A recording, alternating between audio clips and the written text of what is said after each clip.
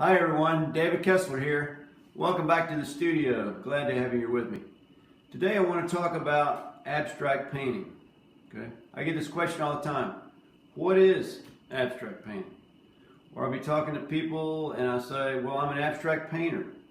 They say, well, I just don't get abstract painting. I say, well, there's nothing to get.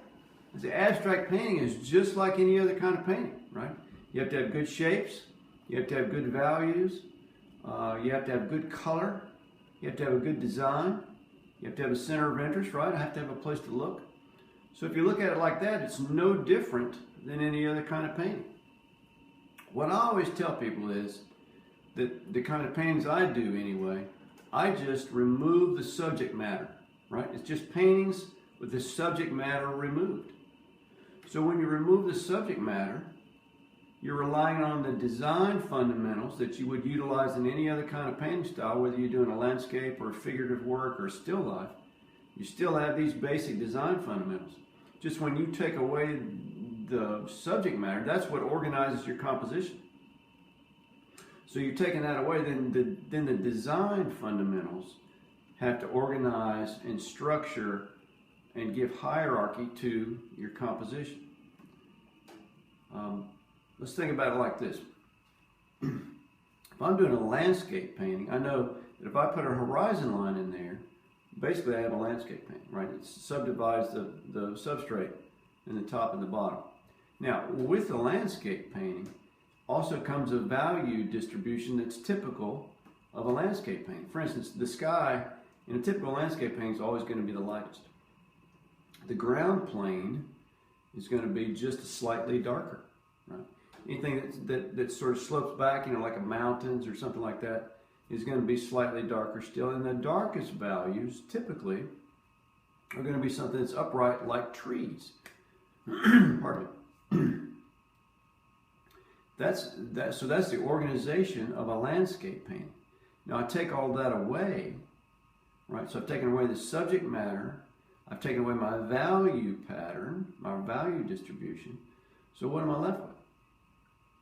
Then you have to use the design elements and design fundamentals to make your work, right?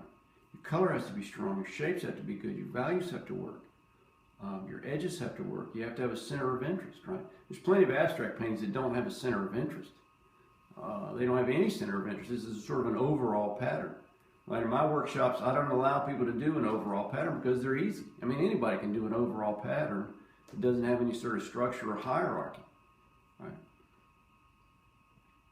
But use the design. You have to learn the design fundamentals, right?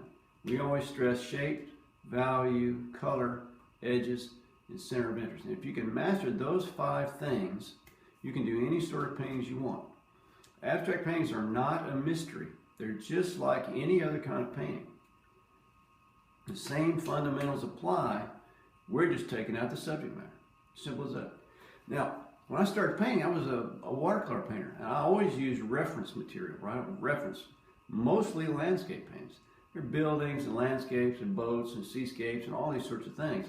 That's what I enjoyed painting. But as I got more experience as a painter, I realized what I really liked the most was this movement and color and abstractness, not referring to subject matter, that really was more important to me, more interesting to me. So that's the one reason my paintings changed from being more realistic to more abstract. Now, when I made that change, I lost a lot of collectors because they liked the watercolors that reference subject matter. But I gained so many more people that really liked what I was doing. Now it's a niche thing for me. It's good because when I'm teaching, I don't have as many people in my same teaching space, so to speak. Now more are getting in all the time. But for me, it holds more interest than trying to copy or interpret subject matter. So, next time somebody asks you what is abstract painting, or you're looking at abstract painting, you look at it like you look at any other kind of painting, right? It has the same general elements, just remove the subject matter. So I hope this gives you more appreciation for abstract painting than you had before you started watching the video. So thanks for coming. Thanks for spending time with me. Thanks for sharing time in the studio, and I'll see you next time.